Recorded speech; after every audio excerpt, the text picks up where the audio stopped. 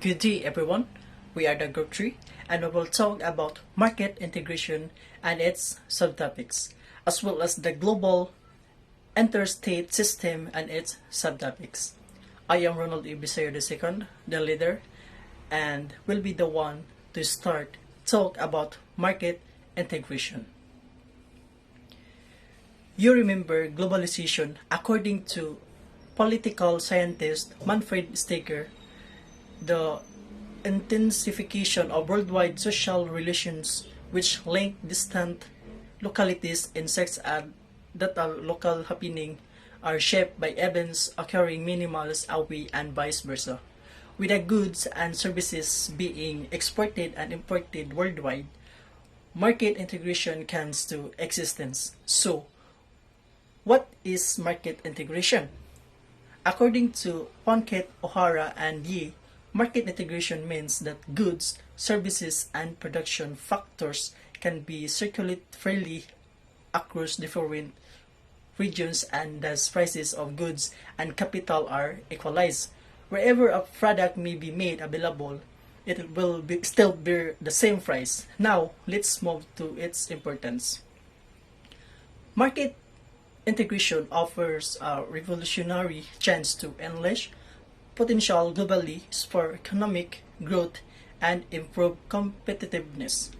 There is for economic growth because business will have a large pool of customers that will buy the specific goods or services considering that this will be made available internationally, which also increase their profit.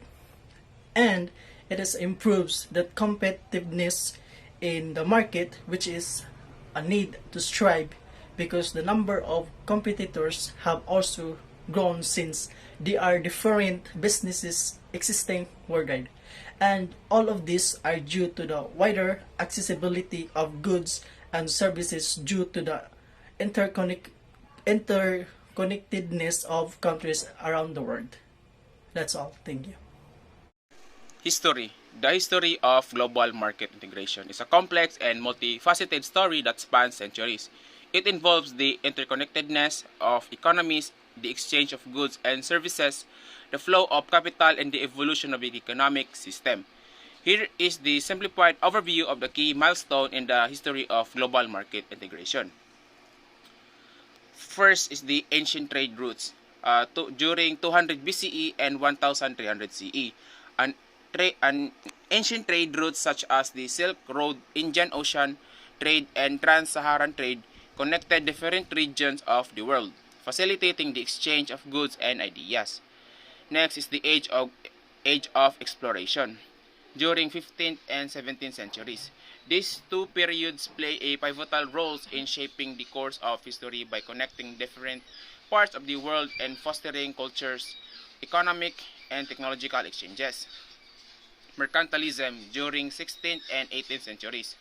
Mercantilism prevalent in the 16th to 18th centuries prioritized wealth accumulation through the government intervention, colonization, and trade policies, profoundly influencing the economic policies and colonial expansion of European powers during that era. Industrial Revolution during late 18th to 19th centuries. The Industrial Revolution, marked by technological innovation, urbanization, and economic transformation, laid the foundation for the modern industrialized world and had far-reaching social, economic, and political consequences. 19th century globalization. The 19th century, marked by the increased global interaction driven by technological advancement, colonial expansion, and market integration, had profound effects on economies, cultures, and societies worldwide, setting the stage for continual globalization in the 20th and 21st centuries. Post-World War II era, or during 20th century. The post-World War II era in the 20th century, marked by the significant geopolitical changes, technological advancement, decolonization, and the onset of the Cold War, profoundly reshaped the world's political, economic, and cultural landscape. Globalization during late 20th century to present. Globalization in the late 20th century to the present has transformed the world by connecting people, economies, and cultures on an unprecedented scale, shaping the way we live, work, and interact in the modern era. And lastly, challenges and disruption in 21st century. The challenges and disruption of the 21st century reflect its complex and dynamic nature, necessitating the international collaboration, innovative solutions, and a shared commitment to forging a more sustainable and inclusive global future. I am Salisi Androshakel. My topic are what are the benefits of market integration in economy. So the first one is reduction in the cost of trade. And the second one, improve availability of goods and services and a wider selection of them. And the third one, gains in efficiency that lead to a greater purchasing power. Market integration occurs when prices among different locations or related goods follow similar patterns over a long period of time. Market integration is also the process of connecting different markets, whether it be through the exchange of goods, services, or information. Groups of goods often move proportionally to each other, and when this relation is very clear among different markets, it is said that the markets are integrated. Market integration provides a number of social benefits, including broadening the range of financial services and investment opportunities available to consumers and increasing competition in the provision of those services. In addition, integrated financial markets act as private risk-sharing mechanisms that facilitate the smoothing of both economic and financial cycles in domestic economies. Moreover, market integration enables greater risk diversification, thereby contributing to more effective risk management and to financial stability. Example of market integration is the rise of online marketplaces such as Shopee and Lazada. These platforms connect buyers and sellers from all over the world, allowing for the exchange of goods and services that might not have been possible otherwise. These marketplaces have not only made shopping more convenient for consumers, but have also provided small businesses with a global platform to reach consumers and grow their businesses. That's all. Thank you. So, globalization of production. So, this is an easy flow of capital movement of labor, trade, and other components of economic production across the globe. So, it defines the production of goods in more than one location. So, what is the benefits of globalization of production? So, this includes the transfer of technology when organizations settle their production activities in a foreign country. They go along with same technology they use from the parent company. Furthermore, this also enhances the skills of new employees engaged in production.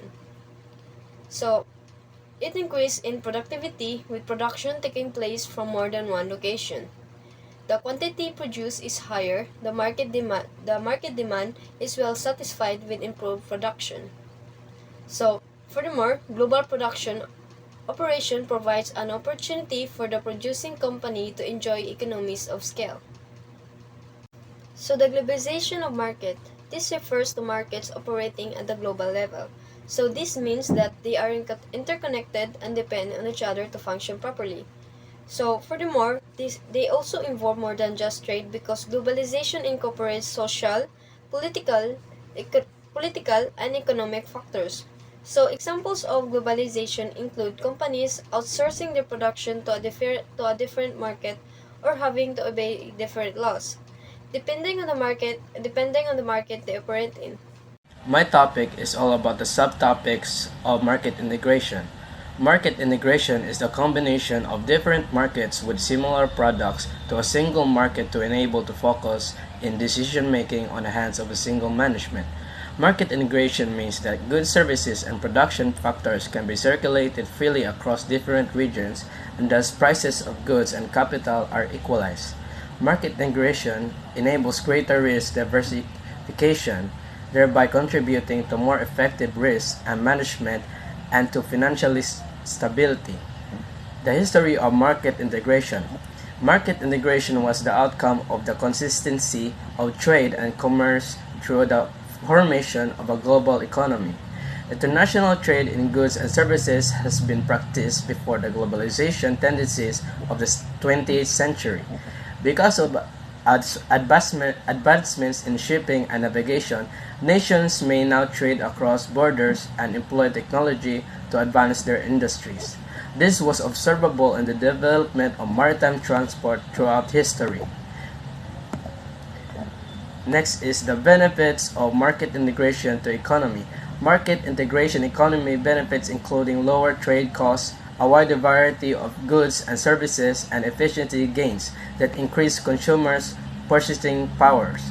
It links buyers and sellers globally, enabling the purchase of goods and provisions of services. Some small enterprises benefit from its growth as well. Globalization of production. The easy movement of money, labor, and trade and other elements of economic production across borders is referred to as globalization of production. Companies that relocate their production operations abroad continue to employ the same technology as their company. By doing this, new production employee skills are improved. A greater amount is created with better manufacturing. The market need is largely met. Globalization of markets.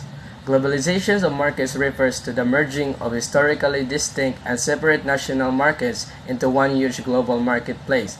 It allows companies to find lower cost ways to produce their products. It also increases global competition, which drives prices down and creates a larger variety of choices for consumers. My name is Decadit Primasio Beligin C, and my topic is define the global interstate system and explaining the role of international financial in creation of global economy. So, what is global interstate system? So, it is the whole system of human interaction. The modern world system is structured political is an interstate system, and it is a system of competing and allying states. Political scientists commonly call this the international system, and it is the main focus of the field of international relation. And today, there are two types in global global interstate. So the first is I will defining the state. So state is it is the independent political communities, each of which possess a government and asserts sovereignty about a particular portion of the earth's surface and particular segment of human population.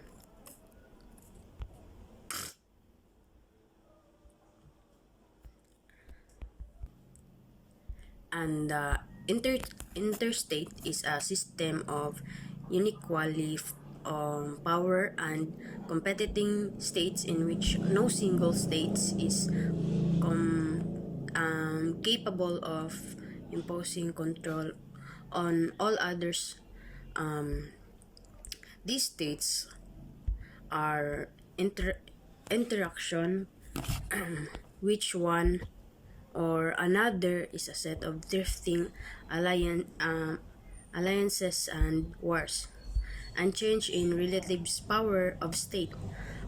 Any temporary set of alliances is lending to a restructuring of balance of power. So, and neoliberalism, the intensification of influence and dominance of capital and values marketing exchange capable of acting as a guide to all human action. Second, social good will be maximized by the minimizing reach of frequency market transactions, and there are effects of globalization in local government. So in the community impact. So the first is job, opportunity, and employment. Second is explain the role of international financial in creation of global economy. So these international financial bodies have to play the role of change marketing position the traditional objects of some of these institu- institution of object of some the traditional object of some of these institutions such as the World Bank and the IMF entail elevation of poverty in developing countries, enhancing measures that promote economic growth and protection of the environment. And that's all.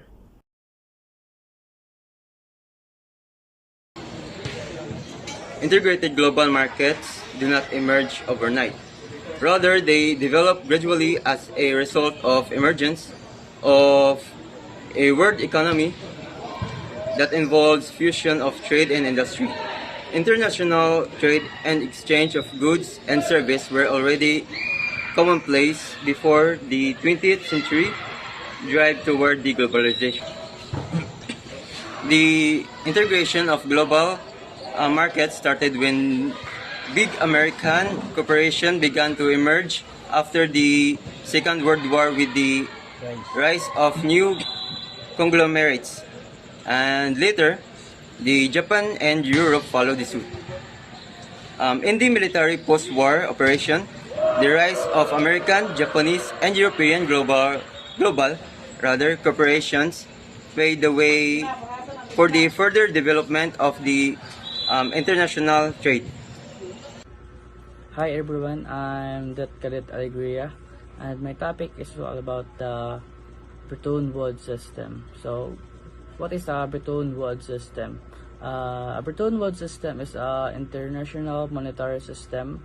Was designed in 1994 in Bretton Woods, a New Hampshire, and that is standardized currency exchange rates.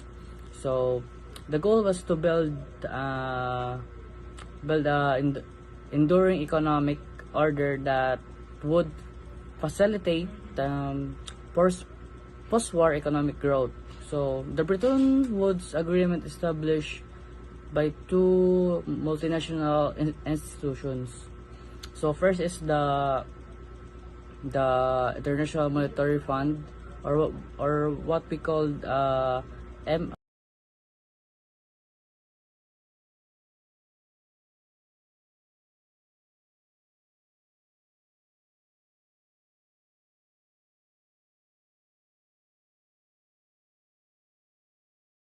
So I am Decadet Tulod, and my topic is about global interstate system.